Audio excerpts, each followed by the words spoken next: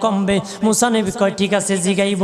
একজন বৃদ্ধার সাথে একজন মহিলার সাথে দেখা। মহিলা কয় মুসা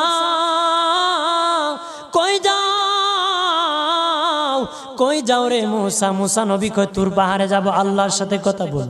মুসা রে আল্লাহরে জিগাইবানি, আমি গরিব মানুষ, আমি ভালো কিছু কিনতে পারি না, ছেলে মেয়েকে ভালো কিছু খাওয়াইতে পারি না, ভাঙ্গা গোর, এত গরিব, ভালো করে ঘর বানাইতে পারি না।